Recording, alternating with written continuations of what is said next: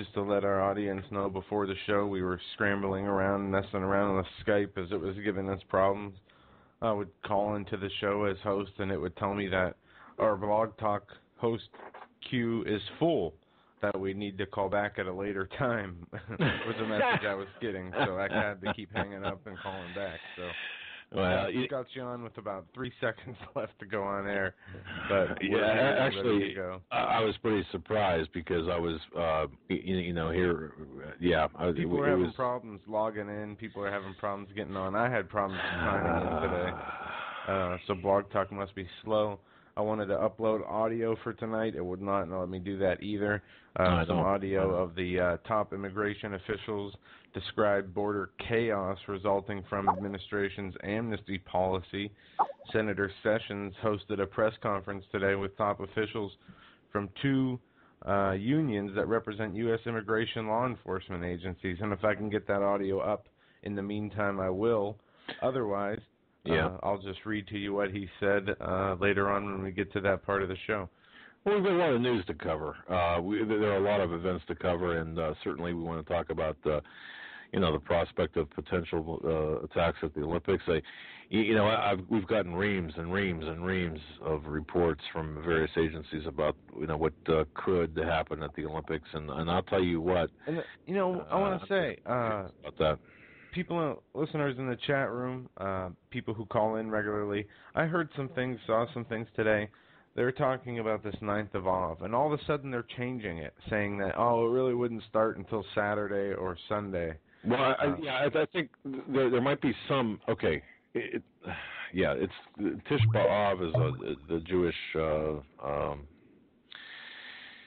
That might be right because I'm not sure if it can start on the Sabbath, which would be Friday. Okay, I don't know how that works. Me neither, and I just wanted to get any kind of clarification we could on that. Some of the things we're going to get into.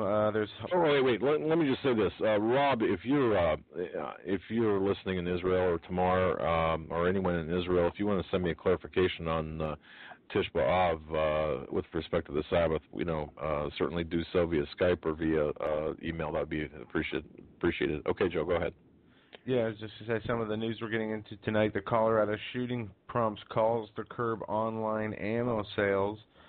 And also, we came across an interesting report earlier today where Obama said something along the lines of, I, like most Americans, believe that the Second Amendment guarantees an individual the right to bear arms. And he says that, but does he mean it? Will we see, There's something terribly wrong with this. I'm going to tell you right now, I believe that there's something terribly wrong.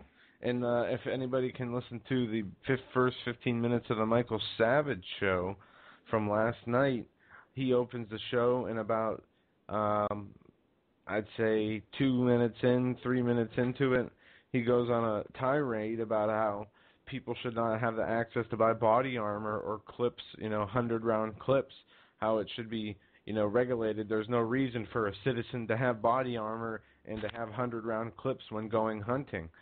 He also does not understand the fundamental basis for the rights for our Second Amendment, apparently, which I was shocked, and I tried to make a YouTube video and extract that audio clip from his show and add it with the list of other celebrities and media heads who are talking this same rhetoric. People do not get it. And let me just say this about that, kind of off track a little bit. We are in the process of really getting some, expanding our reach, and by doing so, for example, being more active and more proactive on YouTube. And I think we've come to a decision here. I think last week we had talked about the what our place is as watchmen, as reporters, as investigators, what our place is. And again, we're not professional talk show hosts, and I had publicly made an appeal, I suppose, for people to pray for us as to what our role is in all of this, what we should be doing, because obviously we're investigators by day, and that involves, that's how we make our living. Okay, so if we, for example, if we would expand what we're doing here, it's going to be a leap of faith because, and folks who have contributed to the cause financially, we thank you, of course, but it's honestly, it's nowhere near what we need to do this on a full-time basis, and of course, we're looking at other avenues of sponsorships and what have you. But it is, remarkably helpful. And, yes, we are nowhere. We're not hurting or anything. We're just as we explained the other night, attempting to do this full time, put our full efforts into media instead of trying to juggle 2 full-time jobs. When we can commit ourselves to one and do it very efficiently, and you said that very well. Thank you. Yeah, and get across much better. An article I just posted in the chat room: leaked UN treaty does ban guns, and I posted that link in the chat room. There's an article about it on Infowars.com, and I found this link somewhere else. And I'm not sure if you saw this, Dad, but I will send this to you via email. I have the treaty. Yes, I've got a copy of the treaty downloaded. Okay. I downloaded that right away as soon as I saw it. Aaron Dice writes that article. It says, treacherous wording upholds states' gun rights but not individuals. The text of the anticipated hotly contested United Nations Arms Trade Treaty has been leaked, with the treaty itself to be adopted and signed by member states as early as tomorrow, July 27th. President Obama today joining the chorus for gun control inside the United States in the wake of the Batman massacre has previously indicated that he would sign the treaty, which would then have to be ratified by the Senate. As we talked about last night, 2/3 of the senators would have to ratify or be in support of this document to get it through. They did not seem to have the full Senate ratification numbers before the Colorado massacre. Now they're talking like they do have the majority. And what a surprise and a coincidence as that unfolded the way it did. Yeah, and about that shooting, and a lot of things come back to that, and it's almost as if Joe and I were talking today. We really don't want to. We're kind of tired of talking about the shooting because it's monopolizing a lot of things. But it always, go ahead. Whatever we're researching, we're looking into, and especially with this treaty going on, it always comes back to this. It does, and one of the things. Information. Yes, we do have new information, and we broke this last night. That according to a law enforcement official, and I know that a lot of people were listening last night, and this has already made the rounds on the internet.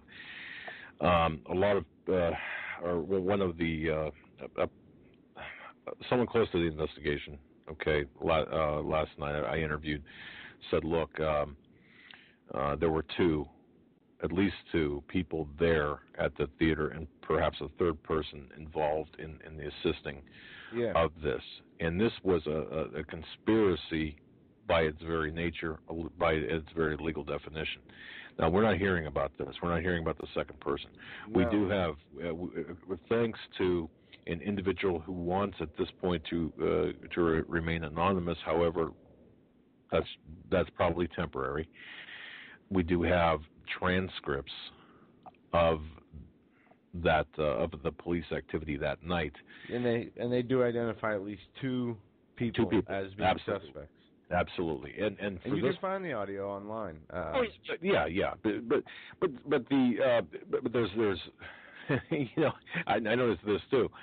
It's interesting because some of the audio now is redacted, some has been taken off, some has been scrubbed, but this person got the audio right away, and the transcription of the audio we've gone through, and there's definitely two people at that theater. And I'm beginning to, after looking at this audio or the transcription, I'm wondering if this Holmes even fired a shot. Yeah, we don't know. It's almost like a Lee Harvey Oswald situation.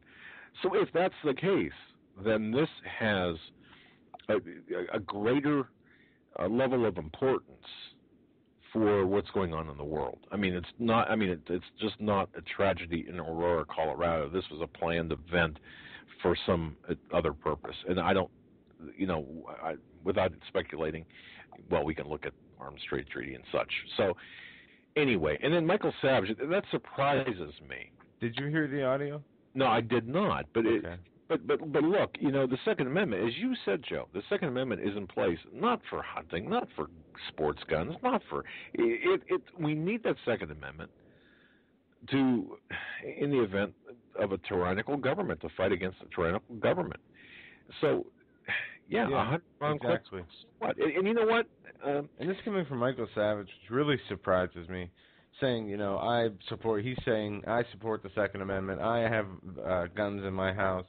I believe in the right for citizens to bear arms, but just not the kind of arms that fire lots of bullets or body armor. The only reason you need body armor, he said, are police officers, and still there's hollow point piercing, armor-piercing rounds that can, be used against body armor. Well, what about the Department of Homeland Security purchasing 450 million rounds of hollow point body armor piercing ammunition itself? Don't we have the right to have body armor to protect ourselves against that? I mean, don't we have the right? You're not. I think you misspoke there. I don't think they're armor piercing. They're hollow points, from what I understand. Hollow points, but I don't think they're armor piercing. In which case, body armor wouldn't be any good. Yeah, depending on the range. Okay, maybe I misspoke on that. But still, the argument being made by the so-called conservatives, because he even says in his audio rant, us conservatives with a big C, whatever that means. Go ahead. Yeah, I know what that. I mean, conservatives with a big C. That's me. Okay. Because we believe, that in the right to bear arms, but we don't believe we need 100-round drum clips for machine guns and body armor. No, we need 2 100-round gun clips. Exactly my point. And I'm sorry I couldn't get the audio fixed up to get it on to the show tonight, but just listen to the first 15 minutes of his show and you'll understand what I'm talking about from yesterday. And it's pretty stomach churning. Well, I've got his private email, so I'm going to send him an email because I was on the show that one time but we got Rupert Murdoch calling for gun control, Michael Moore. We have Mayor Bloomberg telling now he said he was kidding about the police officers going on strike until the people turn in their guns because he knows he was breaking the law when making those statements. Yeah, he's going to get away with it, as most corrupt politicians get away with their crimes, no matter how big or small. But to tell people to go out and, basically that there should be anarchy until you do what he says or you do what he wants is absolutely absurd. He should be removed as mayor. He's a disgrace to that city, to that state, and there's been so many disgraces before him, but they continue to each top each other. And Mayor Bloomberg is one of the worst city mayors connected to these globalist elite international bankers who want total control over your lives. He wants to control what you eat, how much salt you take, where you can smoke, how many bullets you can have in a clip, how big your pop can be. Pretty soon, how much time you can spend on the internet, how many hours out of the day you can use electricity. Where is it going to end? Well, yeah, I'm surprised he hasn't called to shrink down the Empire State Building. It's ridiculous. It really is ridiculous. These you laugh on that one. Well, choked my own spit there. Okay, well, that's a pleasant picture. But look, it's what we've got here is we've got not just Bloomberg, but we've got a whole entire cadre of these kind of people, progressives, who are attempting to control every aspect of our lives. And I got to tell you, I really have. I've got this. I haven't had any dreams or anything like that. I think you got to sleep to dream, and I haven't really done much of that. I did, by the way, wake up on my keyboard this morning. I fell asleep in my office.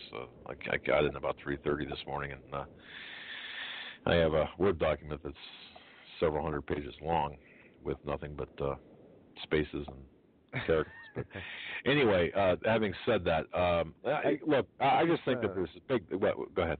No, I didn't mean to interrupt. I just want to tell you, Holly in the chat sent this, posted this in the chat, July 26th, Intel Hub, Colorado shooting we've been lied to, and there's proof. Aurora, following this timeline of actual events that took place just after the mass shooting, was reported to 911 Colorado Theater during a midnight showing of the Batman film.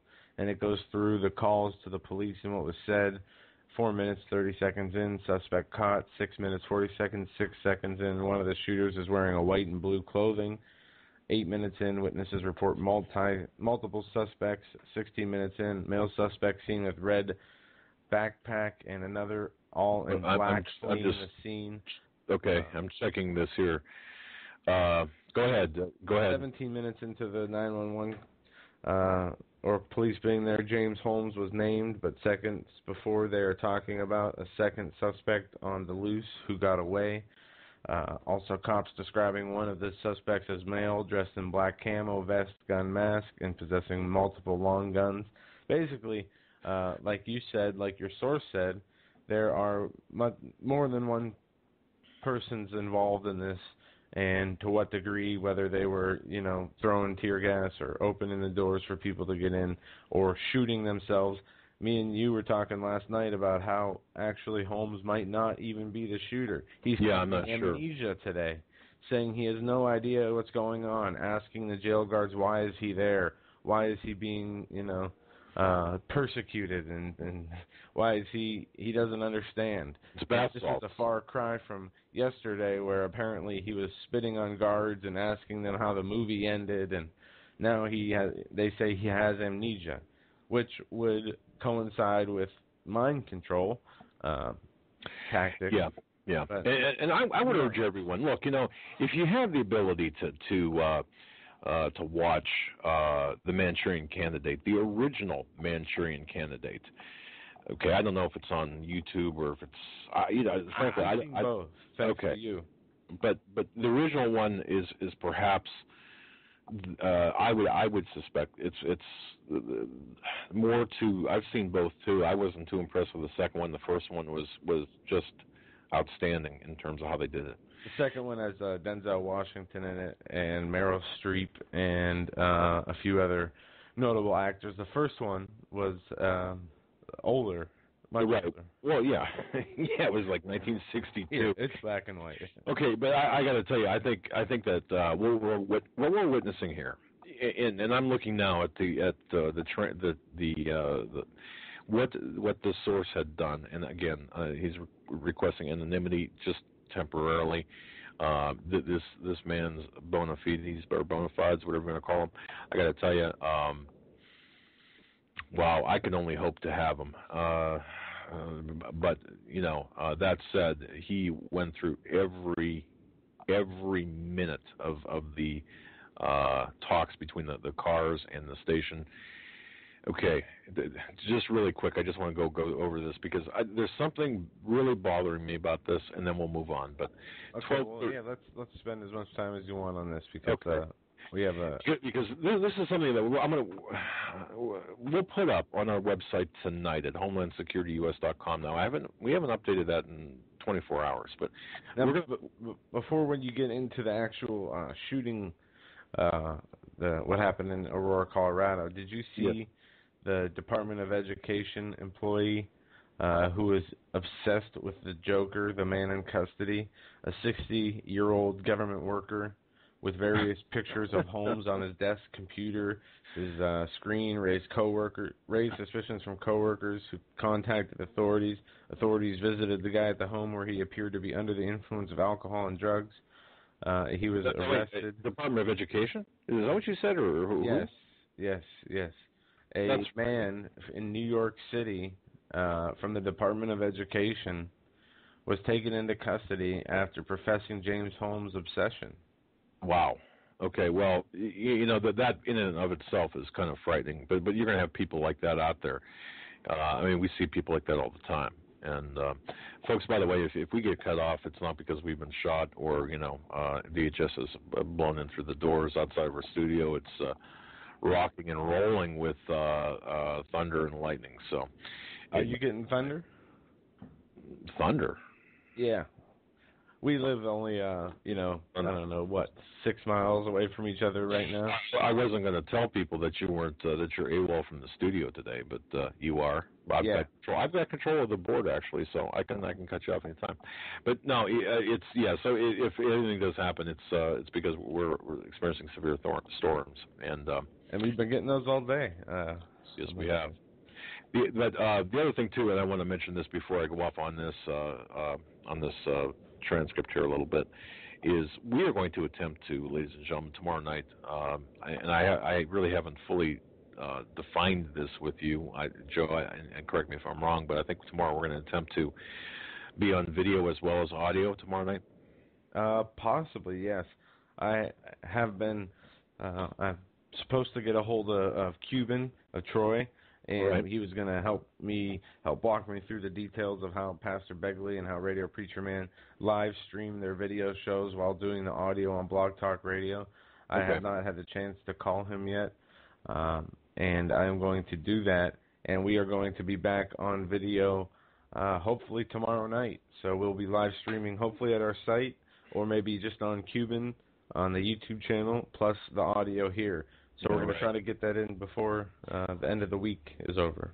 Yeah, and if not, if that doesn't work out, certainly next week. The reason we want to do this is because we do have visuals that we would like to offer as well, not just a couple of pretty faces, but excuse me. But so that's something that we want to let you know. All right. Now look. At 12:35 is when the estimated attack, 12:35 local time AM in Aurora on July 20th is when this reportedly started, okay? Tear gas, then shooting. 12:39 was the initial report of the shooting. At 12:41, the police were on the backside of the theater. Now, 16 minutes have passed from the initial canisters to the police responding. But, okay, now, which is a little different. Or I'm sorry, wait a minute, 12:30, yeah, 12:41, okay. 16, okay, I'm correct in that. They said, we've got the back covered. And then at 12:44, I need a marked car behind the theater. Sable side, I've got a suspect in a gas mask. That's 12:44. Now remember that, 12:44, I need a marked car behind the theater. Sable side, I've got a suspect in the gas mask. Next, 12:45. Is that dude in the white car nearby? That white car, and I'm reading now directly from this transcript, that white car in the lot, is that the suspect? Yes, we've got rifles, gas masks. He's detained right now, and I've got open doors to the theater. There's nothing about him wearing tactical gear or having guns. 12:47. Guns in the car, correct? From the last. Anywhere on his person or in the car. But okay, wait. I thought you just said the last person had gun. We have the suspect guns in the vehicle. But I thought that's what you said. Oh, okay. I'm sorry. Yeah, correct. Yes. Okay. Let me reverse myself or go back here. 12:46. The white car in the lot, is that the suspect? Yes, we've got rifles, gas masks. He's detained right now, and I've got open doors to the theater. Okay, there's nothing about him wearing tactical gear, I should say. Okay, I should have stopped right there. 12:47. 2 victims on the east side, north of the theater. Need ambulance quick. 12:48. Southeast corner, exit covered. Discover bodies in theater 9. 12:49, and this is where it starts to get really interesting. One of the shooters might be wearing a white and blue plaid shirt. That's 12:49. One of the shooters might be wearing a black and white plaid shirt. Now, this is the extraction, okay? There's a lot of stuff going on in between what I'm reading, but this is the important stuff. I've got a child victim and need a car at the back of Theater 9. Now, that corresponds, folks, with some reports of a young girl being kidnapped, or somebody carrying a young girl, perhaps, or trying to kidnap a young girl, or perhaps even stabbing a young girl. Did you hear that, Joe? Yeah. Yep. All right. I've got a child victim and need a car at the back of Theater 9. 12:51. Suspect saying he's the only one, but I'm getting conflicting descriptions from witnesses here. Okay, now I'm going to go up here real quick. Also, before you get into that, continue, there are witnesses, a couple of witnesses who were in the theater who were interviewed by different news stations who reported multiple tear gas containers being thrown from directions Different directions, places that could not be done by one person. Okay. Okay, let me just really quickly go through this. Suspect, okay, at 0110. The data, they get off running the license plate. Colorado, I'm not going to give the plate out over the air, sends them to an address, a different address than Holmes' residence. I'm not going to give out those addresses. Suspect all in black. Now this went over the air. Suspect all in black, black tactical mask, black tactical helmet, gas mask, at least one handgun, possible shotgun, possible long gun. Okay, now that is different than what we heard at 12:46, where there was no mention of any type of tactical gear. Now, it is obvious that the witness's description does not match what police encountered as they detained Holmes, the suspect. They're still looking for the guy the witnesses are describing. So they've got Holmes. Yeah. But they're still looking for the guy. The witnesses are telling the witnesses are saying, look, here's this guy. He's all in black. He's got a black mask. He's got a helmet. He's got a gas mask. We discussed this. Okay. It does seem that there was, at the very least, I'm confident in saying there was a second person involved, whether the involvement was to get the door open, to throw a can of tear gas from a different direction for distraction. From what I understand, there was tear gas canisters in both theaters, 8 and 9. So that right there alone would say, obviously, because Holmes had never entered number 9, from what I understand. Well, wait a minute. Holmes never entered. 9 is where all the shooting occurred. Okay, well, then number 8 is where one or the other. Okay. There was canisters reported in 2 separate theaters. But okay. Well, at 118, the cruiser reports that they're going to the suspect's address. Now, this address is not Holmes' address, to do surveillance in the event that perhaps the perpetrators might be returning to the apartment. They confirm the license plate from key witnesses. Need to start quickly as possible. I'm going to move on here. Now, over the air, it's going to be a Hyundai Accent, Tennessee plates directly in front of the doors. Charcoal color, possible just the thermos, but it's covered up. Possible secondary device. Registered to an address out of Columbia, Tennessee. Clear. Meaning that the plate came back no once. Yeah, but that Tennessee plate, was that the suspect's car? Well, now, okay, that's up for debate. I don't know. I've heard people report it as such, which leads to the question: what connections to Tennessee does this man even have? Which was none. Well, that's true, and we have to dissect this in a way where, we could easily make some speculations here, but I don't want to do that. But now here is the money phrase here in my estimation. At 1:55 in the morning, this went over the radio. This from a cruiser at the scene. The officer says, and I quote, "It sounds like we have possibly 2 shooters. One, and now this, Joe, this goes to you. One that was in theater number 8, and one that came in from the outside theater 9. It sounds like it was a coordinated attack." End of quote. Mm-hmm. Okay. At 2:06, secondary device found in the main parking lot. 2:21, release fire truck from duty. 227. I need a dog to search suspect's car. And right there, let me jump in. That the two shooters or the two people involved in this incident goes along with all first reports, goes along with what most people were describing and saying, goes along with what was being reported initially. That's right. And I know that, like you said yesterday, the fog of battle, the fog of war tends to make people think, things are different than what they actually are, different facts. It's hard to gauge a situation under so much terror and horror going on around you. But there were multiple sources reporting more than one person being involved in this from the beginning. Those people never backed down. The only people that backed down were the police, who, immediately, James Holmes, first name, that's it, really, to the public. We got our guy, and, his house is booby-trapped.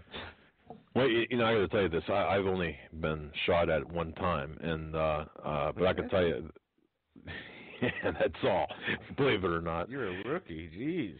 Yeah, and that was in 1979, and I'll tell you what, I remember that like it was yesterday. Okay, and yeah, I mean there were bullets flying, and I got to tell you, but I could tell you just anything you want to know about that day. I mean, it is as clear as day. So it's not something, and I know that there's there's this fog that goes along with this, but when you're involved in a situation like this, you have a tendency that things get seared into your memory. But anyway, that's where I'm going to stop. At 228, there's a order to pay special attention to a charcoal hatchback, which is a reference to the Hyundai with Tennessee plates. That directing a bomb-sniffing dog to that car. Okay, so what we just went through, and I know that it was kind of quick and it's difficult to follow, but what we just went through basically is a litany, play-by-play. Yeah. That would tell you, or tell me, or tell us, or tells everyone that, hey, there's a second person involved. So things aren't what they say they are. Joe, let's go to calls. But by the way, folks, if you want to call in, our call-in number is 661-244-9839. That's 661-244-9839. We have opened the phone lines, and we will take your calls. Yeah, we have a full bank of callers, and I think we're going to start. Let's go with Jeff in Massachusetts. Jeff, you're on with the Hagmann and Hagmann report. Thank you very much, Joe. And wait, know it, guys, because I do security work for a living, and I am a believer. You know what? I'm going to give you two perspectives on this case. Number one, if a situation like that happened and I was there in whatever place, you know what? The first thing I would do is duck, pray, duck, and find the exit door. And if I can take the person out with my hands, I'll do so. You know what? Before I knew the Lord, and Doug, you are so right on when it comes to the fog of war, because, Doug, I experienced something similar to what you went through, but I wasn't shot at. This is before I knew the Lord. I was with a bodybuilder person, and he closed the shop. He had a lot of money on him, and he went to deposit the money in the bank. So I was in the passenger side of the seat. This guy put what appeared to be a .38 to my friend's face. I'm telling you something, my friend froze. I was in the passenger side of the seat. Now, I didn't know the Lord back then. So I opened up the door. I had a 3-point plan. It probably wouldn't have worked. I don't know. But I knew one thing. Get the gun out of my friend's face, hit the back of the neck, and snap it. That's what I would aim for. That was what I was shooting for in my unsaved state. Now, if I was a believer, I would pray for God's protection. That's the difference. But you see, my point is, when a situation comes up, you have to have some kind of plan before you know what hits the fan. Because if you don't have any kind of plan and it hits the fan, you're going to panic. I would panic. Anybody would panic. But you see, whatever training you get kicks in the time of crisis. And if you're a believer, God will get you through that situation, because what you see in the movie theater is absolutely nothing compared to the coming jihad attacks on America. I mean, and that's all I have to say, guys. God bless you, and keep up the great work. I'm going to let other callers on. Well, Jeff, all right, thank you for an excellent call, and go ahead. That just continues to prove what we're talking about. That definitely situations are handled differently, depending on whether you are have the Lord as your personal savior versus if you don't, and you have that godlessness spirit. I'm going to assume though. I'm going to assume though he would act as well. I mean, not just pray, but act in addition to. Yeah. I mean, I suspect that's what he meant. But how to act definitely will change based on what your personal belief and spirituality is. I know at least mine would. What I would do 10 years ago versus what I would do today are completely different. Sure. I mean, not only does age kick in, wisdom with age and experience, but certainly the spiritual aspect of comfort. Right. I understand that. So okay. We have a full bank of callers. Let's take them. I'm blind on the switchboard. So go ahead. All right, we're gonna go to area code 808. You're online with the Hagmann and Hagmann report. Hey, hello, brother. I'm just listening. I appreciate it. We'll put you back on hold. I'll write your number down, and thanks for listening. Yeah, it's a lot of people do listen that way. So, folks, if we happen to catch in, you just want to listen, just listen, and we'll put you back in queue. And it's funny. I have I just bought some new notebooks, and when I started this new notebook, the first thing I did was write down all the callers we get every night, trying to write down listener, caller, listener, caller, listener, caller. And I got a lot of numbers on here tonight that I haven't seen before. So if I do get to you and you are listening, like you said, just tell us so. We'll put you back on hold. But I don't recognize some of these numbers, so I'm going to just go to them. Area code 704. You're on live with the Hagmann and Hagmann report. Area code 704. Ditch you. You're up. All right, let's get that one to rest. Okay, area code 732. You are on live with the Hagmann and Hagmann report. 732. Yes, That's it is. You. Yeah. Oh, I was only listening, but I'll say something. I'm sitting in the dark right now. We have no electricity, and I just wanted to tell everybody to prepare, because it could happen. And I just placed a big order with a freeze-dry guy just 3 days ago. It's on its way, and just tell everybody to prepare, because you could be sitting in the dark without electricity and getting hungry also right now. So. Is that because of weather, or did you forget to pay the bill? No, it's weather-related, and it wasn't even a big storm. It just came out of nowhere and just hit, I guess, a transformer or something, but the whole area is out right now, so I'm hoping it's not going to last too long, because it's getting pretty hot over here. So. Wow. We hope you get your power back. I want you to take care of yourself. And the freeze dry guy did. He is one of our. Well, he's our sponsor for this program. I was on the phone with him. He kept me on the phone for at least a good half an hour, going everything I needed. And there you go. Just like you said, he is excellent, and I am so glad I did. I bought about 6 months worth of food for me and my wife and some kids that will probably run over here, even though they didn't want me to do anything about it. But I did that, and this week I pick up all the water I can, the big jugs, at the Home Depots and all of that. Yep. And I already emptied my 401ks, and I bought silver. So I'm ready.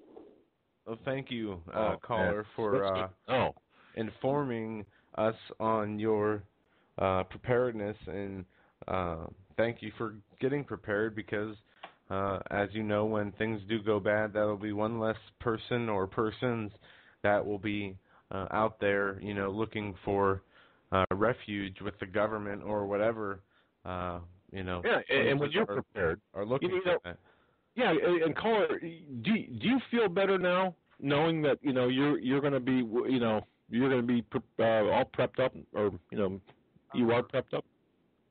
To be honest with you, when I first emptied out my 401k, after that I was so relieved and relaxed.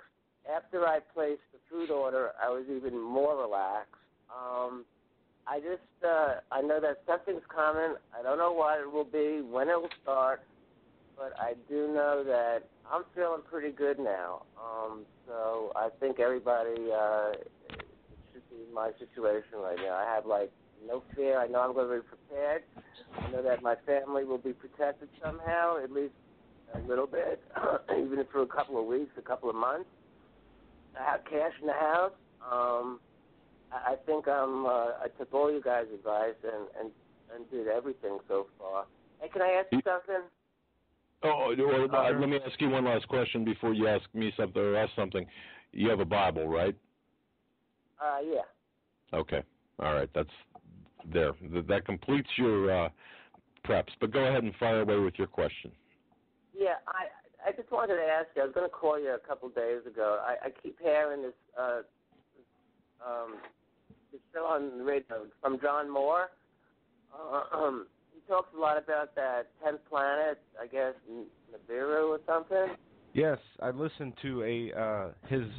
I know there's a 2-hour broadcast out now, but a listener prompted me to him about 2 days ago, and the day before yesterday, I listened to that first 40-some minute to an hour video or audio clip he did on that topic. Yeah, it's pretty scary. He says first turnaround of this planet coming into the solar. I think it's already in the solar system, but coming around near the Earth is around August 17th and then September 26th, and this can cause a hell of a lot of trouble. He's also talking that all the shorelines are going to be underwater if this thing goes full blast. So I was just curious if you guys heard any of that kind of stuff. Okay, let me Joe, you can have a stab at it after I do, because my answers are going to be really short. I don't know anything about it, and when I say I don't know anything about it, I don't think he does. I haven't tried. Nibiru, Planet Nibiru. X. Yes. It had to do with Elenin, the comet Elenin last year. It's the 10th planet. People say that it has an orbit of 3,600 years, that it will come across around the Earth.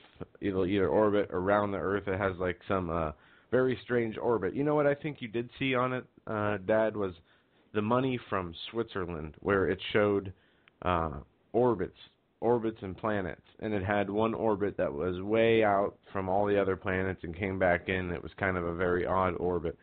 Well, a lot of people speculate that there's a planet Nibiru. Some think it's the planet Wormwood, or what is called Wormwood in the Bible. Why are no amateur people with telescopes seeing this? Okay, well, here's the big thing. There are amateurs with telescopes reporting seeing this, putting videos out there. Many of them are fake, with using filters, and it ends up being a lot of reflections, lens flares of the original sun.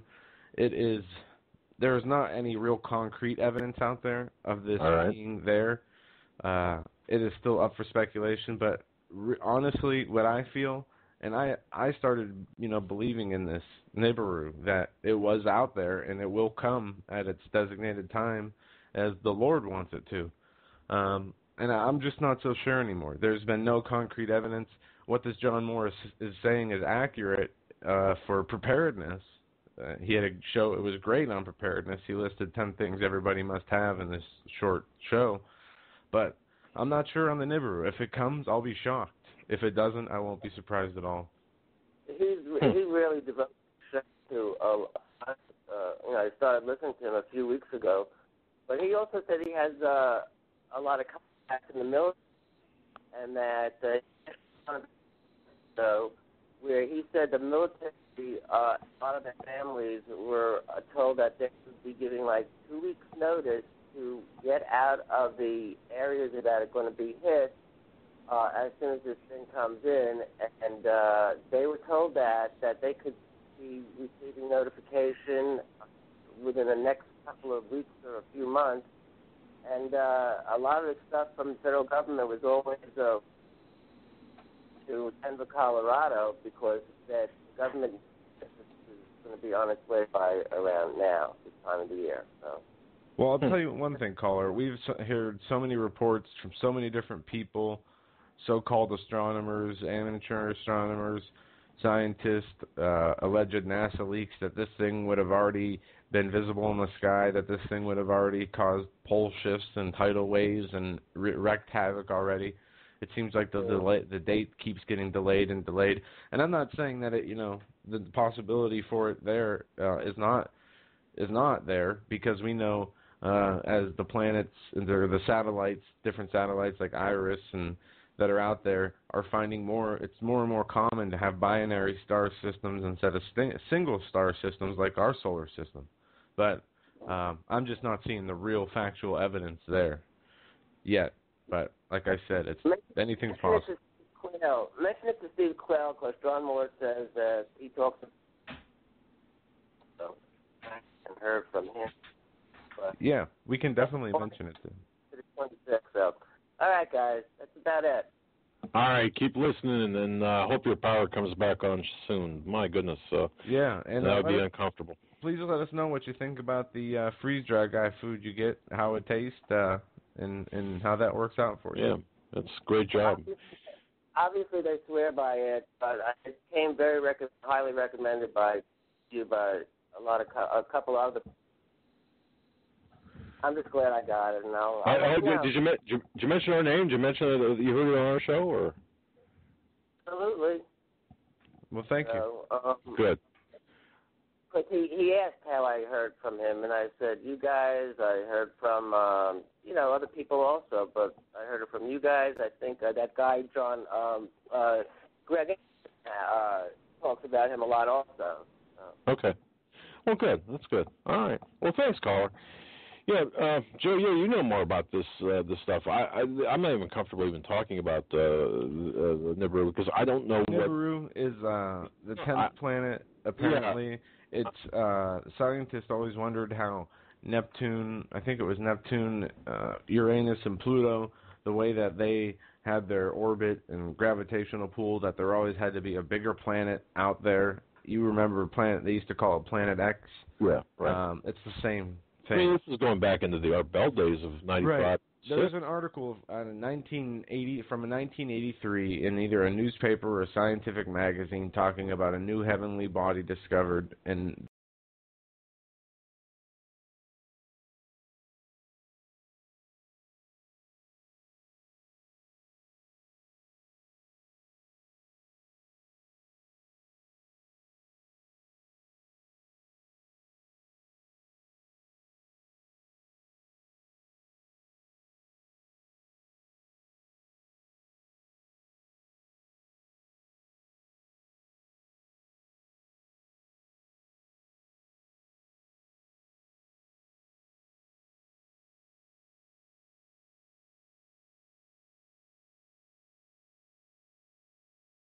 why the DOJ has refused to go after or prosecute John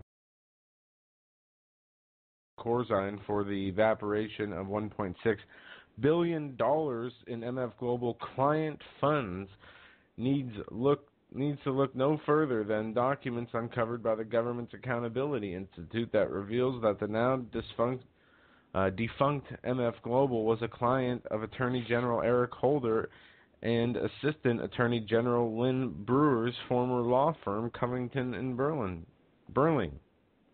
Yeah, again, I've got mixed feelings on this. The fact that there were clients of that law firm, obviously it's a smoking gun, but in and of itself, is that enough to really? I mean, I think that's one piece of many pieces. By itself, Yeah. But I'm not sure that would be because the holder doesn't have any more. There's nothing to do with this law firm anymore. But it's. I mean, if you want to get into it, I'm trying to think of who else worked with Holder as well. Along with Holder, it says that Assistant Attorney General Lanny Brewers. Yeah, Lanny Brewer. And okay, so look. And it also goes on to say that the records reveal MF Global trustees for the Chapter 11 bankruptcy retained as its general bankruptcy counsel Morrison and Forrester, the very law firm from which Associate Attorney General Tony West came to the DOJ. Exactly. Okay, now we're getting into some real conflicts here when you've got the trustees that are.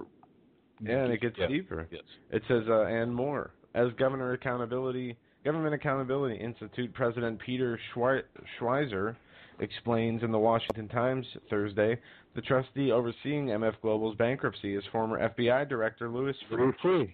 Louis Freeh. Yeah, And can you believe at that? Holder's Senate confirmation hearing, Freeh served as a character witness for Holder and revealed that Holder had previously worked for Freeh as general counsel. Correct. Okay, now that that's right. But just the fact that there was a client-attorney relationship, that's fine. But there's more. Everything else that you said definitely does suggest that there's a huge conflict of interest there. But ultimately, there's no question that Corzine should be in jail. No question whatsoever. Or I mean, when I say in jail, he should be long gone. To think that this man, I mean, this is like me opening a bank for businesses, farmers, people in the community who have important community services and products, and starting a bank, taking their money, and right before, especially the farmers' time, to take their money out to buy their seed and feed, etc., taking all their money and using it to my personal casino losses or gambling debts, and getting away with it because I'm, part of the mayor's staff or, his attorney, and it's just complete crony corruption at its best. Government run mafia, criminals with passes.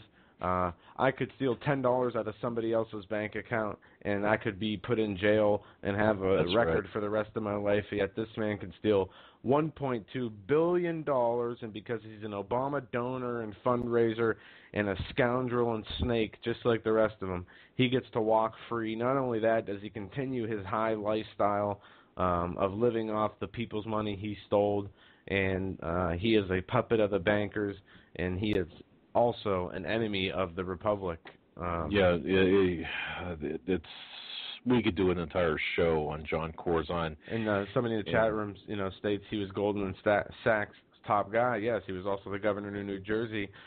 This man has been in positions of high places of power, yet is as crooked as they come, like most of the politicians we see today.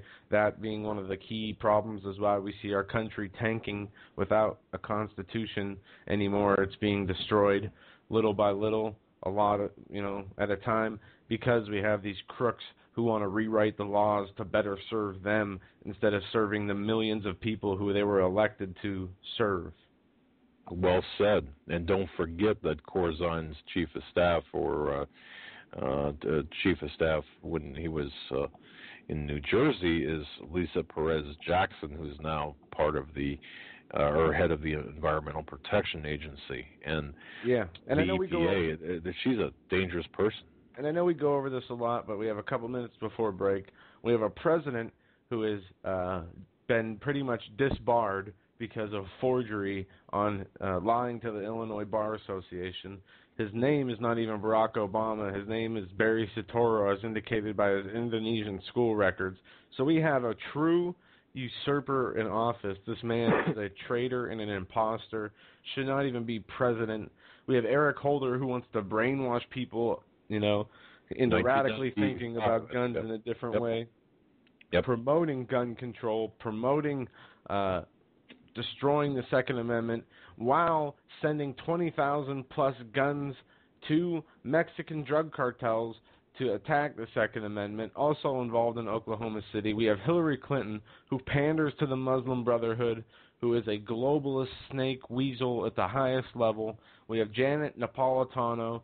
I could say a lot of mean things about her, and I won't because it's not important here. But she is the SS chief, Gestapo leading Department of Homeland Security head who invites terrorists into this country as if they are some special, foreign leader. At the same time, you or me would try to go to the White House or the State Department for a meeting with one of our representatives or elected officials and would probably be arrested and beaten by police.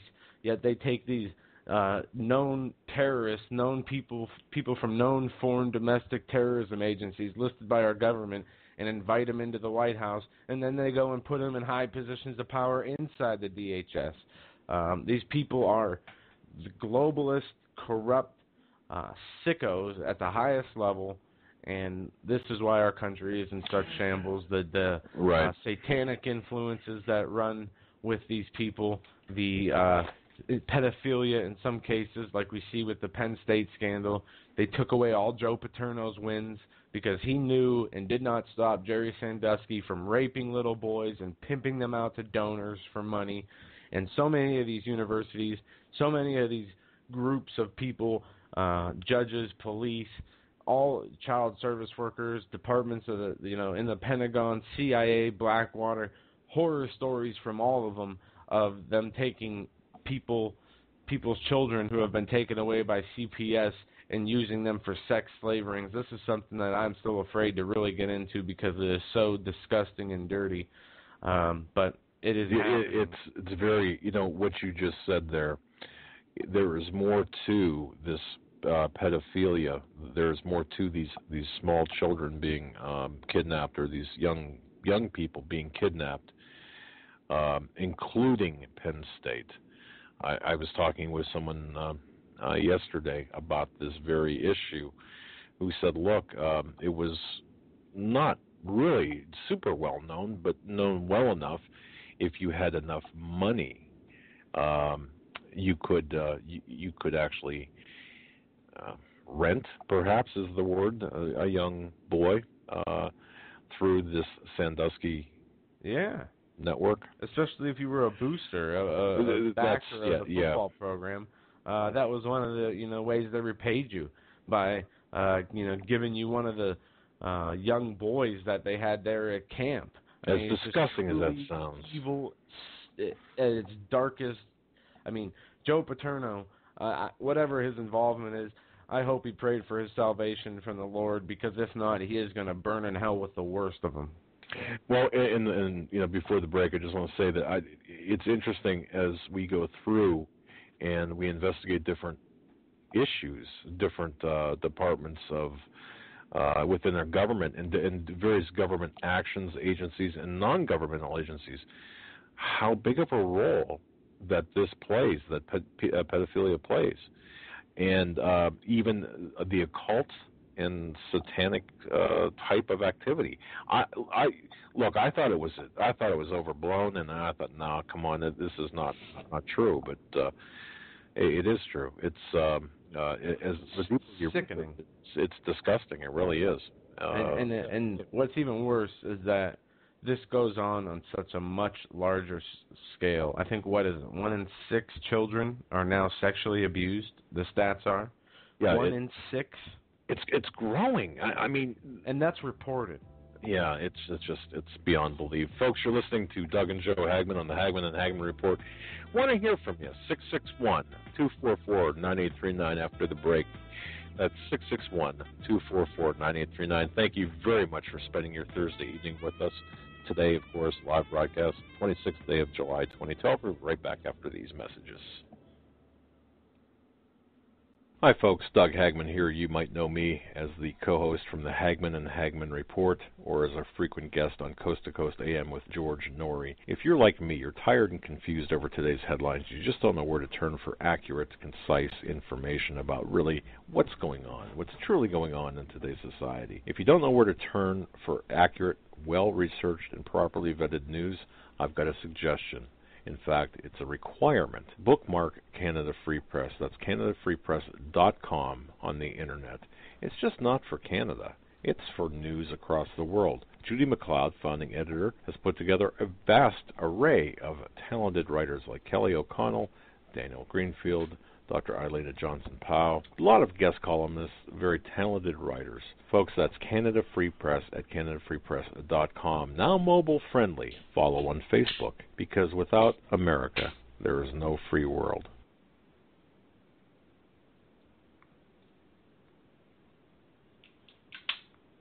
Survival of the fittest. In any and all situations, survival is your number one priority. That requires being tough and thinking smart. And the folks at Freeze Dry Guy are going to help you do just that. They have the long-range patrol ration entrees, what they call the Brick Pack. When you're in survival mode, it is absolutely the best item for your survival pack or bug-out bag. You can go farther, faster, and carry more food with the LRP cold weather ration entrees. Not only do these long-lasting, durable entrees help sustain you or your family through the harshest environment or situation, they are by far the most delicious of their kind. No contest. With a variety of tasty entrees, you can't beat the LRP Brick Packs.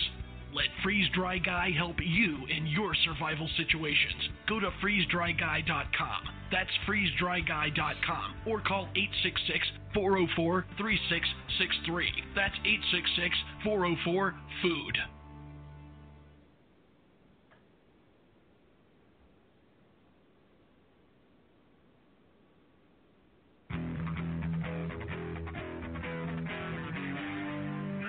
Doug Hagmann. One guy that doesn't need a bullhorn to get your attention. You want answers. I want the truth. You can't handle the truth.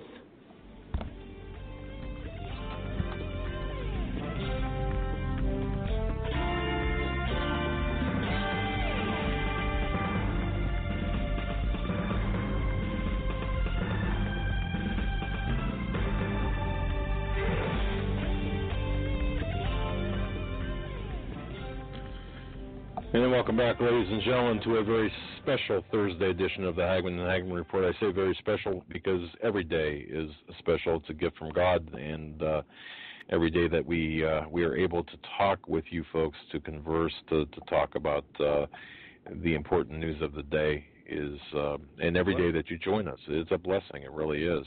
And I got to say, in our town here, we have there's this one business that has 2 billboards in highly trafficked areas. In high traffic areas, and he always has inspirational messages on this billboard. And the last time, he keeps them up for a couple weeks. The last time it said, there is nothing to fear from the truth. And wow. This time, this round, it says, we are not guaranteed a tomorrow. And, you know, that stuck out of me because that's something we always say, and that is the truth. We are not guaranteed tomorrow. We are only guaranteed what we have right now. And the time we have now, and what is important is that we utilize the time we have now to further the Word of God and further our own self-improvement and helping those around us. And, I mean, really, what else do we have left? We have the government taking away everything that we hold dear to us, which is our Constitution, the attack on Christianity, on self-reliance. So really all we have is our livelihoods right now, our ability to help other people, and, you know, this fellowship we have with this show and with many other shows like Pastor Begley's show and Radio Preacher Man. Yeah, what great shows. Yeah, the people that listen to all our shows and their shows and have this fellowship, they know it's special because I feel it's special, and we're lucky to have that. Yeah, I feel very, very close to them as well, and we're very fortunate. I wanted to get into something just very quickly here. We get reports, again, from status reports, situational reports from different areas in Syria last month that the United States backed and they are described as rebels. Now, to me, they're terrorists, but U.S.-backed rebels are committing Christian genocide in Syria. I saw that.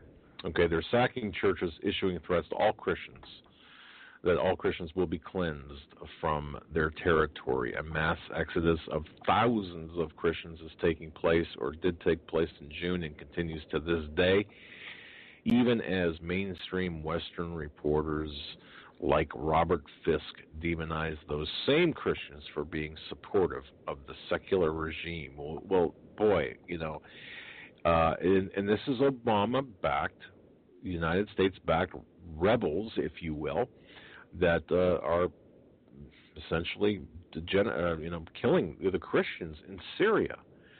And we've got this going on in Nigeria now, where they're poisoning. Yeah, and Egypt, okay? The Muslim Brotherhood blockaded entire streets, preventing the Coptic Christians from voting at gunpoint. Now, this is what Obama has given us. This is, and I say Obama, I'm talking about everyone around him as well. They've threatened Christian families not to let their children go out and, or threaten the Christian families with their children if they would go out to vote. The State Department, in an unprecedented move, purged the sections dealing with religious persecution from its recently released country reports on human rights. So not only are we involved, not only is this administration involved in this, this is an all-out war against Christianity. They're purging sections of the recently released country reports on human rights, so that they would not have to admit this or report on this. And it's just church attacks have increased exponentially for the month of June.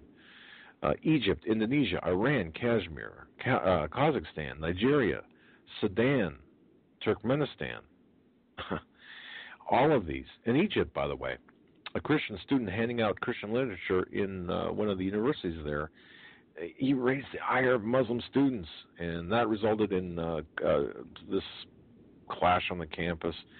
And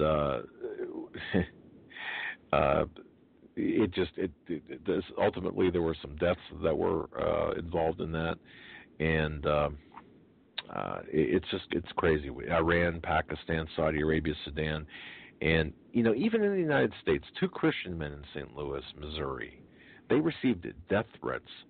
Now think about this: 2 guys in St. Louis received death threats from Iran's Islamic Revolutionary Guard for converting to Christianity and preaching it. One of the men formerly served in the Revolutionary Guard and was even assigned a suicide mission against Israel before converting and immigrating to the United States. So this is happening right under our noses here. Yeah. And it's a religious war. This is a religious war. This is a war against Christians and Jews. Yes. And I received an email. I wanted to mention this again. I spoke about this last night, but I received an email. Well, where do the Muslims fit into the New World Order?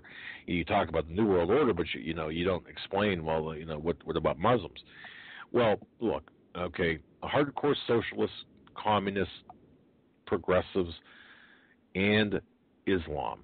They're working together because they both hate Israel. They both hate the Jews. They're working together because they are the common enemy of capitalism and the Western way of life. They're working together to overturn relatively stable countries because in the status quo, which, back with Mubarak and before that, they were ostracized from power. So, these are the pieces of the global puzzle. But when the New World Order people get done with the Muslims. It's everything's going to be secularized, but they're using the Islamic religion to turn us into ultimately a secular state, but the one world order this is a tool of the globalists, I guess is what I'm trying to say. So yeah. that's that. But moving wow. on to a separate topic here, we'll work our way back into this. Kids' hot dog stand shut down by city officials before it's even open. Yes. And this caught my eye because this guy was not out making a hot dog stand to get money for himself to have a mountain bike or to raise funds for something he wanted to do. He was doing this because he was trying to help his parents who had a disability. Both of his his parents. disabilities, yeah. His parents, his mom has epilepsy and his dad has multiple sclerosis, so he decided to open a hot dog stand. He saved $1,200, mostly made by mowing lawns and shoveling snow. He checked with the city to make sure he didn't need a license or permit, even going to City Hall in person with his mom. Then he bought a cart. Where was this that's again? The hot dog. I read this right before my head hit the keyboard. I was reading about this. Where was this at? Let's see. Where was this at? This was in... And the parents did the research too. They went to the city officials and they said, "Look, what permits do we need?" They went to the. They helped this young boy, 13 years old or whatever he is. They helped him to the extent that they could. Again, they're not immobile, but they're on disability status, multiple sclerosis and epilepsy. Pretty bad case of it too. Yeah, it says it goes on to say. No, but we know where. Because I read it and I can't remember what city it was in. I'm not seeing it here. All right. It goes on to say he arrived to set up shop on his first day, and 10 minutes later, a zoning official arrived to shut him down.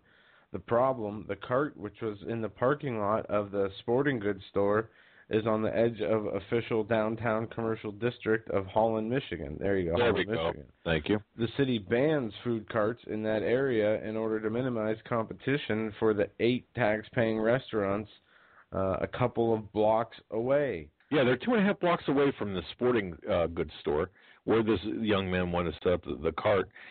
And that's right, because they're saying, well, look, we can't have mobile food carts because that would bring in the lunch trucks and stuff. It's ridiculous. When we travel, we stop at hot dog stands every once in a while. It's real quick, it's easy, and you got a special taste for hot dogs. Especially we have all kinds of different places that make these crazy hot dogs. I'm sure you guys have them where you live too. When I say crazy, I mean all different. They're cheap. They might as well be. You can eat them on the go. They call them like the same flavors as subs. They just put the same things on, then add a hot dog. But but people trying to do something. This kid was trying to do something good for his parents who didn't have the ability to do it for themselves, and we're not getting help from the necessary resources. So a kid, goes out to start a business after acquiring and going to the proper authorities to make sure it was okay to do so. So it's not a case of somebody setting up even a lemonade stand without talking to City Hall or the proper authorities. They went through the proper procedures, only still to be shut down. In this poor family, this kid. Maybe we should reach out to these guys and. Well, what I was thinking of this morning. Again, it was like middle of the night when I was reading this. What I was thinking about this morning is, wouldn't it be great for those 8 restaurants to get together and say, look, for the purposes of this young man who wants to sell the hot dogs there, let's opt out of let's have the council waive the ordinance, because the ordinance was there to protect the tax-paying restaurants that are brick and mortar restaurants that aren't going to go anywhere. And certainly, if they signed off, these 8 restaurants said, "Look, it's all right. Just let this young man have his way, and do his be an entrepreneur." I think that'd be great, and I think that would show a lot of class by those 8 restaurants. Because 8 restaurants, 8 brick and mortar restaurants. The city is so afraid of losing the tax revenue from those brick and mortar places. That's what it's all about. And one of the things also, these big corporations, what we see is their profit margin. If 10% of the people stopped giving Walmart, these big department stores business, they would have to shut down or change prices or do something drastically because their margin of profit is only like 5%, 10% of their business, and then if that's gone, then they're in the red. And what I've noticed is I've moved into an apartment in the last 4 months, and I like going to places in my neighborhood, my local economy here, as it's called, and I'd rather pay extra. Just to give you an example, as a wedding present, my mom knitted us a very nice sign that she wanted to get framed for us, to put in our house.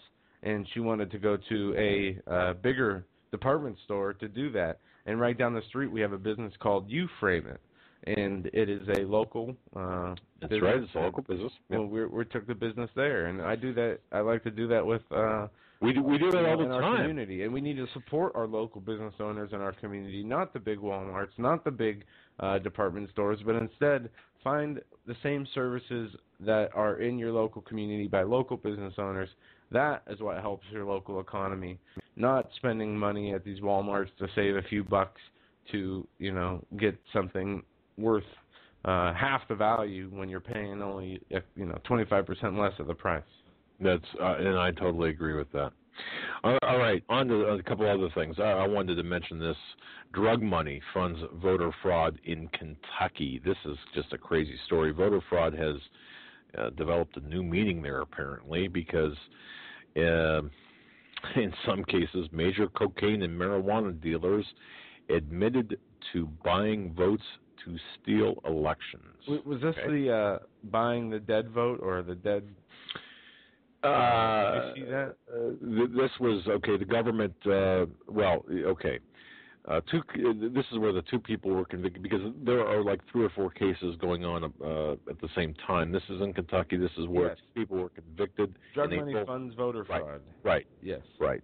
Okay. And now, so, but the thing is, this was an extremely organized, very extensive operation involving hundreds of thousands of dollars, and in many cases, again, it goes back to the drug money. Yeah, it's crazy. Drug money funds voter fraud in Kentucky. Voter fraud has a shocking new meaning in eastern Kentucky. That is where, in some cases, major cocaine and marijuana dealers admitted to buying votes to steal elections. As the result is the corruption of the American democracy. The government continues to met out justice in the scandal. 2 people convicted in April in a vote-buying case face sentencing this week, and another public official pleaded guilty Tuesday to conspiracy. And it says, we believe that the drug money did buy votes. Kerry Harvey, the U.S. Attorney for the Eastern District of Kentucky, said in a separate vote-buying case. Yeah. Drug money. Funding dead votes. That's right. This is what we have in this country. And that's with the collusion. Yeah. Collusion of the people in power. Yeah. It's sickening. And this fraud is going to continue. And unfortunately, we have Mitt Romney and Obama. Hopefully, Ron Paul will, as much attacks as we've seen on him, media attacks, people saying he's not going to be on the ballot. He's, making deals with Romney so his son can be VP. And it ended up being a pretty much an inside job from his campaign staff. He's going to be in Tampa. He's still going to try to be a factor from what I can read. I don't put my hope into any politician anymore. No, obviously they can't fix the problem. As Steve Quayle says, there's no political solution to a spiritual problem.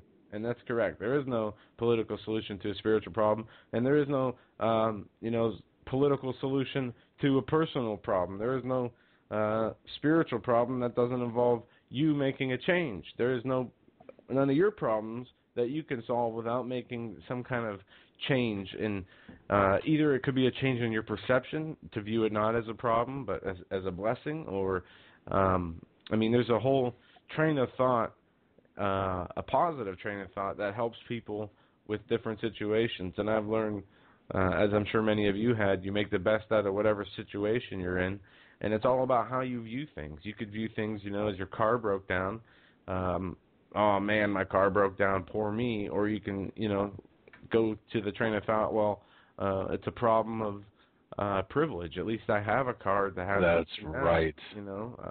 We need to be more grateful for what we do have. Now, listeners, how would you like to receive an email from Joe and I that says this about from the Hagmann and Hagmann report? How would you like to receive this email? I'm the signer on this. Hey, my upcoming birthday next week could be the last one that I celebrate as co-host of the Hagmann and Hagmann report. But that's not up to me. That's up to you. This July deadline is our most urgent yet, after coming after 2 consecutive months of being significantly down in contributions. If you pitch in $3 or whatever you can before midnight tonight, you and a guest will automatically be entered to join me at my birthday get-together next month. Who's this for? Me. Now, listeners, how would you like to get an email like that from me? Okay. Again, let me go through this real quick. My $3 contribution could get a dinner with you. Oh, wait a second. No. They could get a chance for a dinner with me. Oh. Okay. So yeah, here you are, a listener. You're at your computer, and it says email from Hagmann and Hagmann, but it's from Doug Hagmann, and I say, yeah, my upcoming birthday next week could be the last one I celebrate as co-host of the Hagmann and Hagmann report. But that's not up to me. That's up to you. Because after 2 consecutive months of being significantly down in terms of raising contributions, it's pretty tough. But if you pitch in $3 or whatever you can before midnight tonight, you and a guest will automatically be entered to join me at my birthday get-together next month. Yeah, please don't donate to the show thinking that's the case because we're talking No. about No, this is a take off of what we got in, or what I got in, because I'm on like a lot of mailing lists. I like to see what people are doing. Yeah. This actually is coming from the Obama, Barack Obama. He signs it. Actually, I changed the wording to fit the topic, but it said $3. $3. So yeah, but it's got to be. Yeah, you got to be entered for a chance to eat dinner or lunch with Barack Obama for $3. Yeah, for $3. Right. Wow.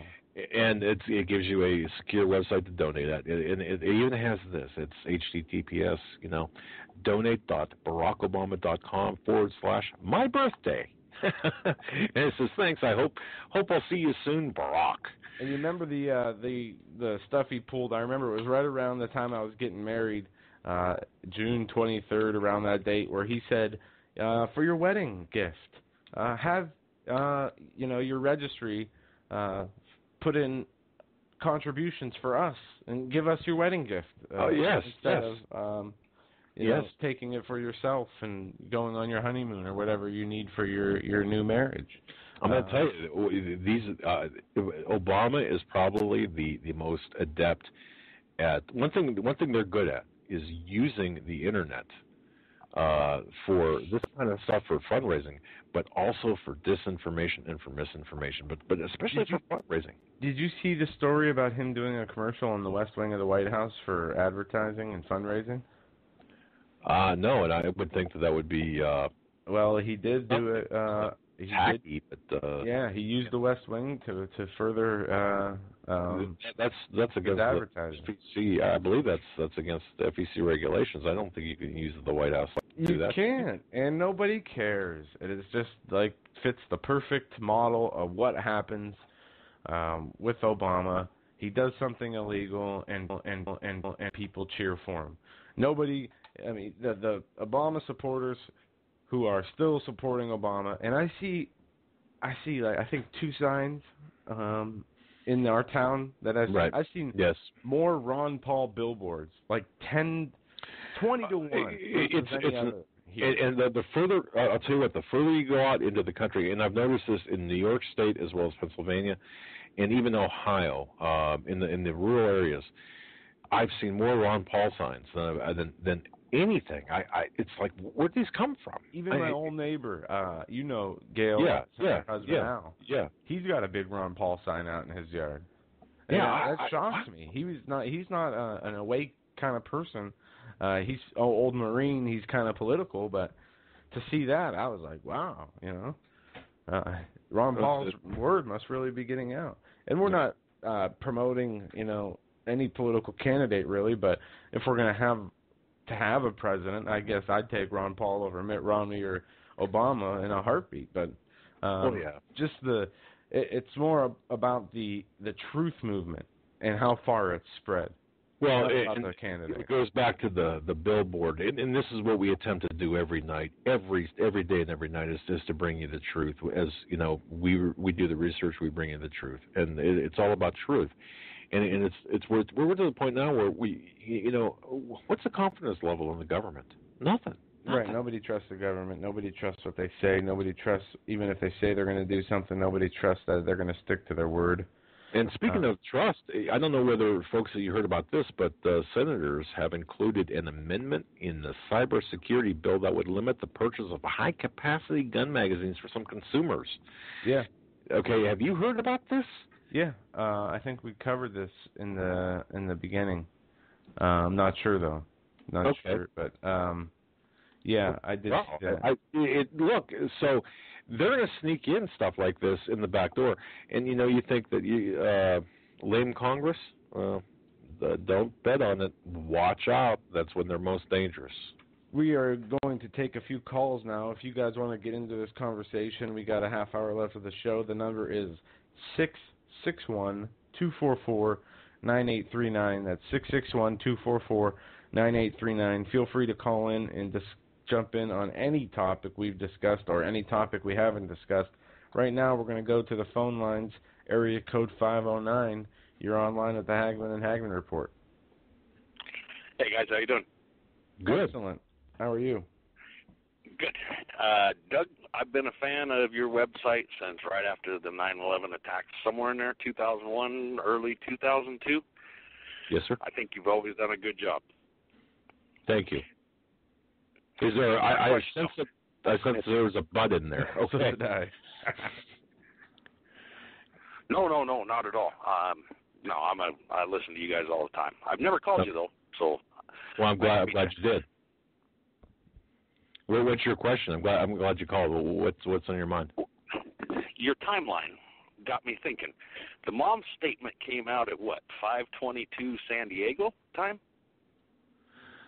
The mother for the... So the media was already alerted to the son's identity by then? Oh, yes, the Colorado shooter, correct? Right. We're going back to the Colorado Aurora. Okay. Yeah, I'm sorry about that. No, that's fine. 5:22. Okay, all I have in front of me are the notes from the transcription from the car to car and car to dispatch. I thought it was 6 minutes, 6:22 possibly, that they identified him on the police scanner, but I'm going to check right now for you. Yeah, I don't know. Okay. We'll go ahead. What's okay? So, regardless of the time, what is that? What's your? Where are we going with this? Well, I just thought the shooter was identified awful quickly. Yeah. And, yeah. I mean, we wake up yesterday morning or the morning before, and somebody was down in Florida or something shooting, and that was 6 hours later, and they hadn't released his identity. Yeah, that's a very good observation. That's an extremely good observation that I didn't even, quite frankly, I didn't even think of. They say 4 minutes and 30 seconds into the 911 timeline, the suspect was caught, and at 17 minutes, his name, James Holm, was named. But seconds before they were talking about this, a second suspect got loose or got away, as it's stated. Right. So, but caller, I think what you're saying is the family notification and subsequent identification was pretty quick. compared to other events of this nature. And I think you're right. Right. And it was just quick as like when Breitbart died, before the coroner could even look at his body, they ruled it heart failure. These kind of anomalies that like when on 9/11 they blamed Osama bin Laden before they had any clue. It's this kind of pattern we see when the media comes out with a story as they know the story really before it unfolds. That is a huge indicator as to they really set something up. Yeah. Well, caller, what's your thoughts on this? You must have developed some thoughts. What are you thinking here? The other thing I noticed, guys, is all of his pictures, aren't his eyes just extremely dilated? There's a few pictures that even were pointed out to me by friends I have and listeners of the show who say some of the pictures of him don't even look the same. But yes, his eyes all look very different. Sometimes they look dilated. Sometimes they look he looks out of it, like you can see through him. And a mentor of his has admitted to him being under some kind of mind manipulation also. And we talked about this before as well. And caller, I'll say this: I spoke with a forensic psychologist. Again, I cannot name this person yet, who said that typically, not this person is very well known, but typically, for example, when one is arrested, they would not give him any medication. They would not drug him. No, especially not before court. Well, yeah, at any time. So there's something else here. I don't know what it is. Keep digging, guys. You're doing a good job. Well, God bless you. Thank you for calling, and thanks for listening, and thanks for... One more quick question. Sure. Either one of you guys got a German Shepherd? Yes, I do. Yeah. We both do, actually, kind of. Good deal. I'm sitting with two myself. If you've been to our website, Northeast Intelligence Network at Homeland Security, or you look at our show page on Blog Talk Radio, and Team K9 YouTube, we use him as our mascot. Yeah, that's actually a picture of our German Shepherd. That's cool. His name is King, and he's a real dog. Those are our pictures we took, and he's got King. He's got that attitude. But good deal. All right. Well, thanks for listening. God bless. Thank you. All righty. Yeah. Wow. Excellent call. I'm just shocked at the level of quality of calls we get on a nightly basis. They are always wonderful with excellent messages, excellent questions, and I am just very excited that our audience is so in tune with what's really going on in the world.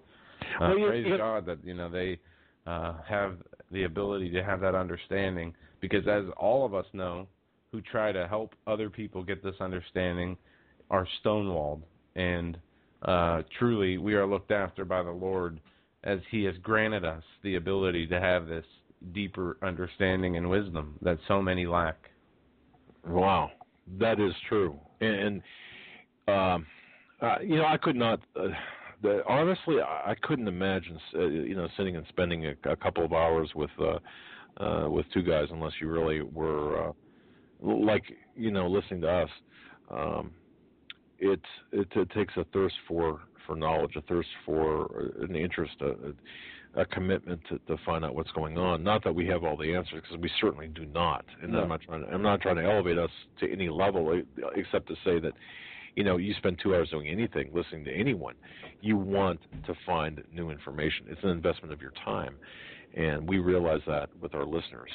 And what you're saying is it shows via the callers, the quality of the callers, and I think that's absolutely correct. So. Yeah, and I want to remind everybody, tomorrow we are going to, hopefully somebody would like to call in and lead us in a prayer as to the beginning of the Olympics, that we all are safe, the people in London are safe, the athletes, the organizers, the people who are innocent in this evil world, as we are unsure as to what type of, if any, nefarious and evil death plans they have for either people in London or abroad during this time we are going into. But yeah, and I'm not sure whether you saw Pastor Begley's 10-minute video today about the Olympics. And Kevin Troy had sent some information. A couple of people had sent this to Pastor Paul Begley today, where boy,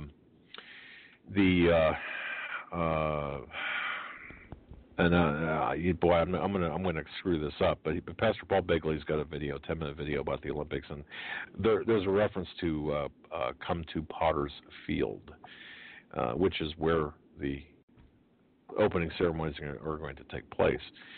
Well, if you look at the date, the significance of the Potter's Field, first of all, Matthew 11, was crucified. Judas sold Jesus for 30 pieces of silver. Right. What he did was give the silver back, and it was put to the Potter's Field. It was put toward the Potter's Field, the valley or the field of death, or the field of blood, as it's called. And the Potter's Field being named this in the Olympics is very eerie, because and I wish Pastor Begley was on here so he could describe it, because he is. You'll have to go to the video, folks. Just look up or just go on Pastor Begley's video channel and watch the 10-minute video. Paul Begley 34 is his YouTube channel.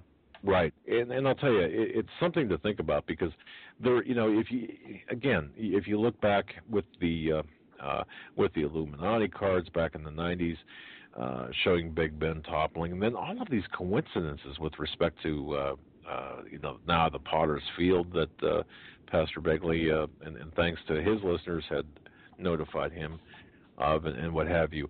Whether or not anything happens in London, whether or not anything happens, I don't know if it will, but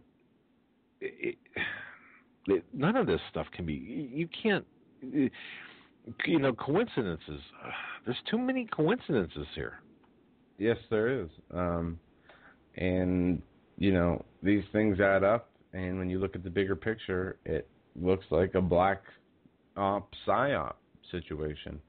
Like you said, I'm not even sure that this Holmes is the shooter any more than a patsy. And it'll be interesting to see, because what we get is reports from, he's in jail, but he's going crazy, spitting on guards, and had to put a face mask on because he couldn't control himself, asking how the Batman movie ended, then not talking at all, looking in the courtroom like he was so drugged out of his mind he didn't know where he was or who he was.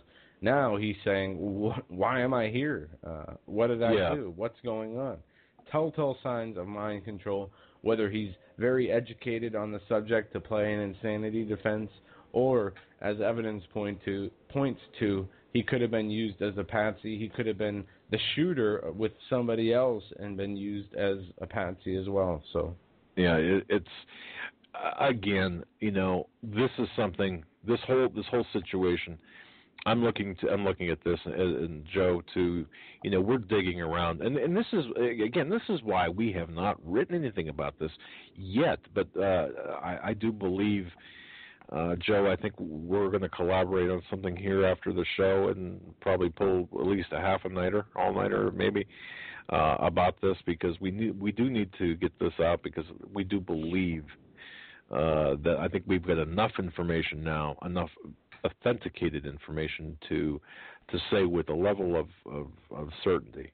Speak for yourself on the all-nighter. I'm definitely pulling an all-nighter, but it's going to be in my bed.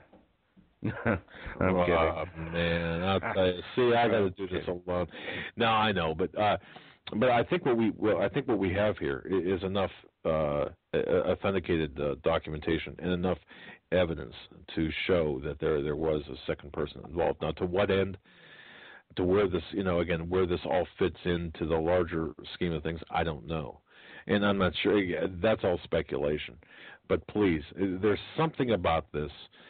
And now, does this mean, like, and I've been getting emails too after last night's program, because our program content appeared on a forum on the internet, and I've been getting emails saying, well, that would mean the Aurora Police Department would have to be in on this, and it wouldn't. No, folks, it doesn't have to be. Now, if they're going to do a black operation like that, trust me, they're going to have agents, CIA, government officials whisking people away before police even arrive. They have this stuff planned out. They know what they're doing.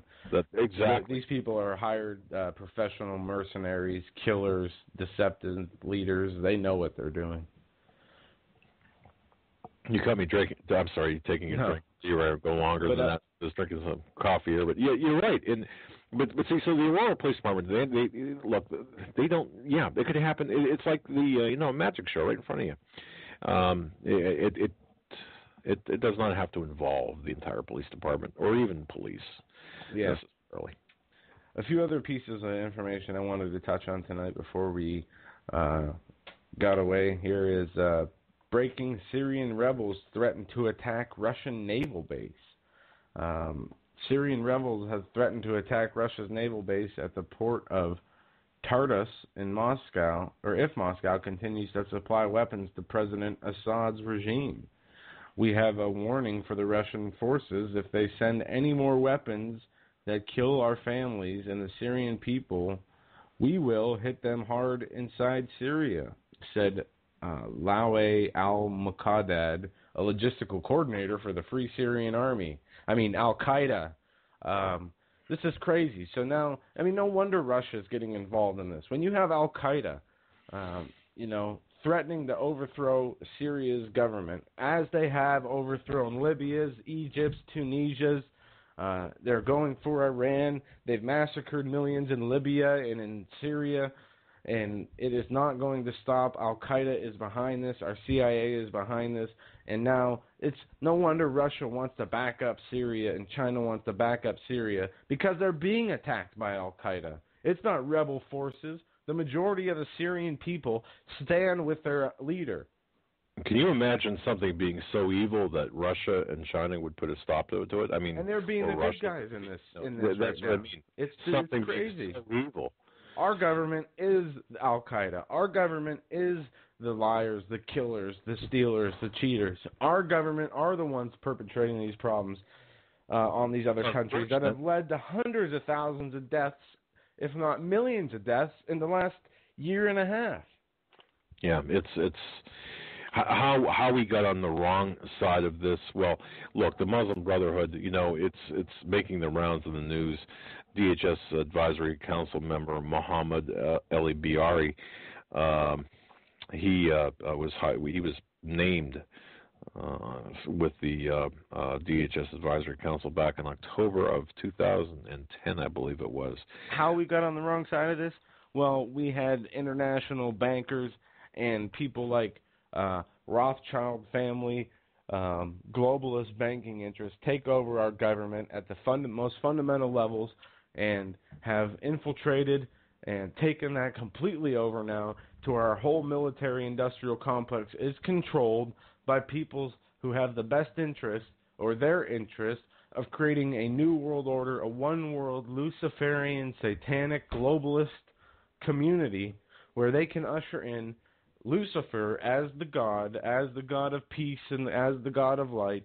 And also, a few of our listeners have had dreams about the blue beam rapture, the fake alien invasion, the fake satanic rapture, followed by Jesus' return immediately after. And I believe that is going to happen.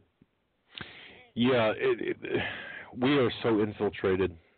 We are so much on the wrong side of things right now. We are so guided by this, as you say, the Luciferian cult. And I don't know what else to call it. I'll give you some specifics. A good friend and a listener to the show had a dream that there was the rapture. Okay. And people were saying, "Come out of their house. Come out. Lord is here. He's taking us away." She got the feeling in her dream, this is not the Lord, because as the Lord says, many will say, I am here, I am there, come here, and they will be deceivers and liars. And she got that feeling, and she said she was trying to warn people, do not go to this, do not go, this is not real. And Jesus was so furious by the level of people that were falling for this that he came down in a tornado and ended everything. And when it says, it will take 1 hour in the Bible, I believe that to be true. There was also a video sent to me by this lady who was made by another lady who had the same type of dream. Right. And it's these I've people been getting are having, that. I've been getting. The watchmen are having these dreams. And and as I think I mentioned that. I'm just not going to go there. But the watchmen have look. I believe that some of the watchmen, or I shouldn't say I believe, it's been told to me that some of the watchmen will be called home. Yeah. And I'm not talking about a rapture either. I'm talking about. Yeah, and I want to say, just a little bit off topic, I want to say to Cuban, to Troy, the Christian United Broadcasting Network on YouTube. I will be with my father in studio tomorrow. We are going to be calling you, getting a hold of you, and folks who joined us late, we are going to have live video streaming as well as our radio show. We're going to try to do that from now on a regular basis. So back to having video of our ugly mugs as well as audio of our horrendous voices. So I can handle the voices. Hopefully you can handle the faces. And for those of you who've listened for a while, you know what we look like, so there won't be any shock or I don't know if anybody's seen The Ring, where you look at that lady and your face turns permanently from seeing something so ugly you die. But I'm just kidding. We're going to hopefully be back on video. Yeah, and I think it's important to do, because what we'd like to do is we'd like to get we've got visuals to provide as well, and it's more of an interactive thing that we'd like to do. And again, this is in my view that this is a step where we were headed before and wanted to get to before. I mean, we did a lot of things in order to accomplish this, before we had to change. So, and somebody, Jinx in the chat room, said she misses the ties so much. Well, we have new ties, and we have we're ready to go. So I would love to be back on video, and I think that's great. I think it adds a whole new dynamic to the show. Yeah, I do too. But we're still gonna. It was disappointing to lose it when we did, but.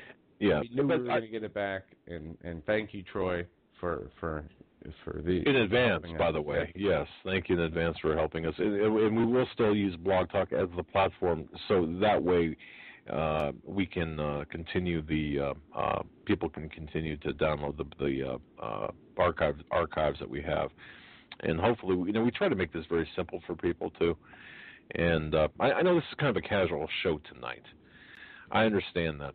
Okay, but we did have some pretty solid information here, but anyway, we try to make it very simple for people to be able to access the archives.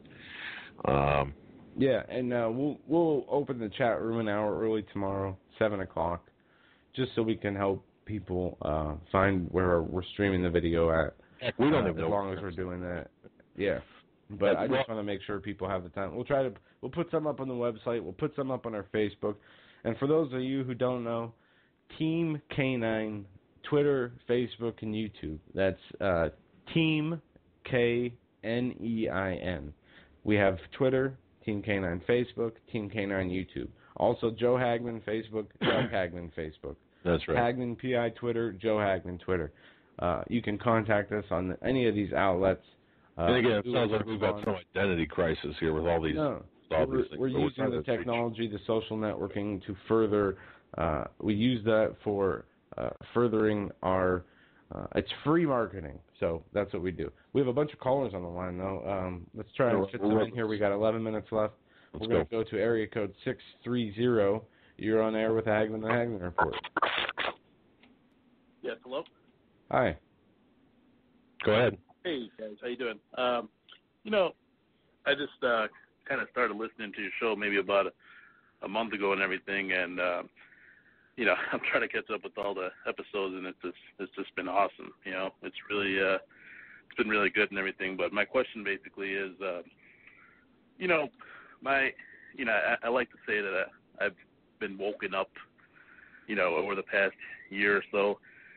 And my question is really, how do you wake other people up, including mainly your family and close friends and everything? Because every time I try to, say something or bring something up, I'm basically just, people think I'm crazy. I understand, caller. It's a difficult we're in the same position. To take on. Our own close family doesn't listen to us half the time. My wife doesn't even listen to the show. Right, and caller, we get that question all the time, and the persistence, prayer, and live the example. Be the example. That's what I was trying to say. Yeah, exactly. And let me tell you something. We're at a time now where it's not going to be long before people start to see it on their own, where you won't even have to say much. And also, there are those people that will never see it, no matter how blatant it is, no matter how in their face it is.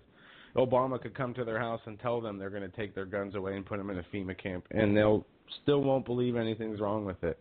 But what you do is be the example, reach out to who you can, interact with who will talk to you and interact back with you, and just pray for the rest of them, and pray that you're led to the right people, that you can affect the right people.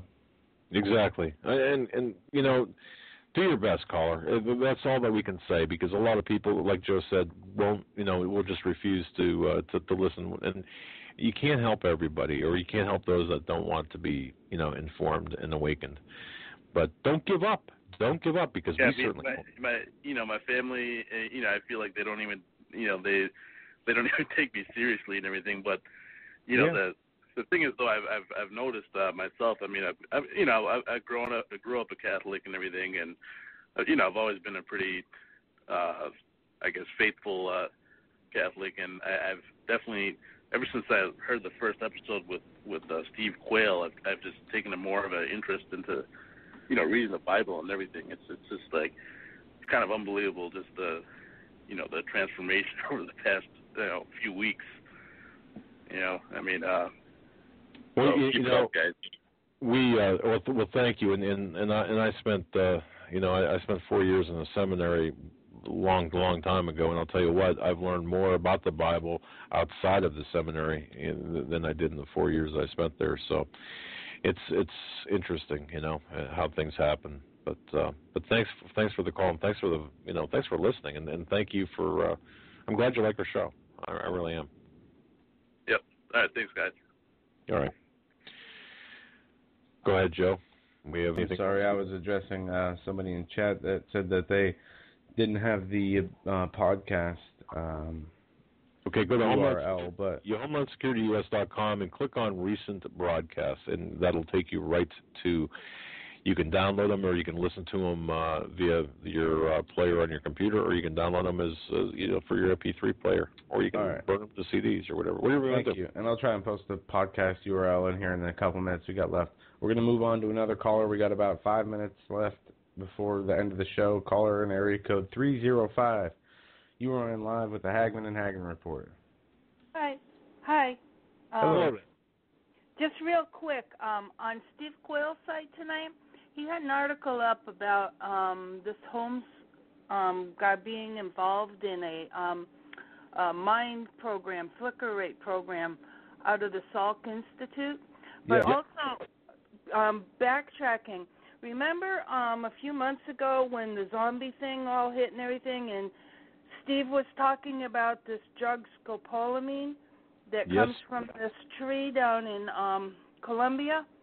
And I was reading up on that tonight again because I went over to Beastwatch News, and they had posted the article back up again. And it says that the drug turns people into complete zombies and blocks memories from forming. So even after the drug wears off, victims have no recollection as to what happened. It says one victim told Vice that a man approached her on the street asking her for directions. Since it was close by, she helped the man to his destination, and they drank juice together. She took the man to her house and helped gather all her belongings, like they did robberies, people were raped, and they had no memory of being involved in any of it. Okay, so yeah, you know, it could be a combination of he was in some kind of MK Ultra program developing this, you know, creepy technology for making multiple personalities. Plus, maybe they turned around and used it on him and drugged him up with this drug. Just throwing this out there. I mean, I don't know that any of this is true, and that this would reason to be why he's saying now he has no memory or anything. And remember the pictures of him, how creepy he looked. His eyes looked all weird and everything. That's right. He actually looked like he was a zombie. So, anyway, I just wanted to say that. So, if you guys are going to do some research, maybe, you know, I wonder if anybody did any kind of, well, we'll probably never know if they tested any drug, you know, with the blood work and everything is on them, but, you know.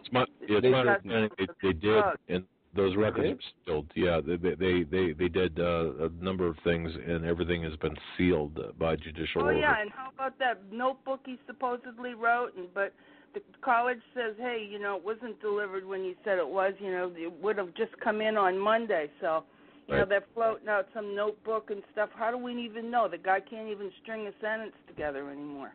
Just like Osama bin Laden's DNA was confirmed to be his before they dumped his dead body in the ocean, as they state, which is impossible. I mean, completely impossible. They resurrected that guy so many times that we don't even know if he was even real.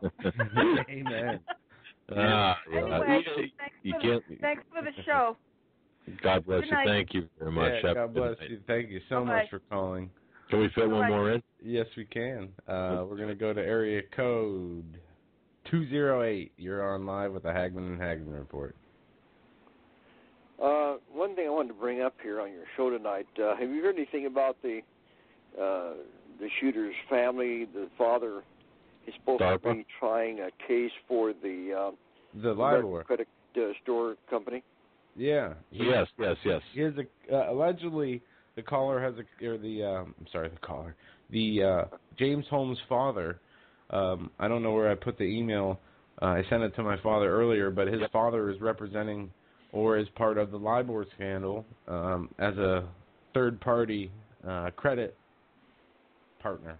Exactly. Yeah, involved in LIBOR. It's more than coincidence, caller. There's more twists and turns to this than a road in San Francisco, I'll tell you. So. Or Pittsburgh. And this is the first time I've listened to you people. Oh, thank you. I'm kind of forwarder of information myself. I work for the different Patriot sites around the country, but I wanted to bring that out because I think it was very important because I'm going to go into it tonight and I'm going to study it. Well, that's good. I'll tell you, we've all amassed the people. a lot. Yeah, and we have just amassed a lot of information, and again, you know, we didn't want to knee-jerk information out there before we had some good, solid evidence. But tonight, I think, is going to start our reporting of it. But and the more we find, the more that comes out, the stranger it is. Yeah, it is. The more questions are asked, need to be asked. Well, caller, thank you very much.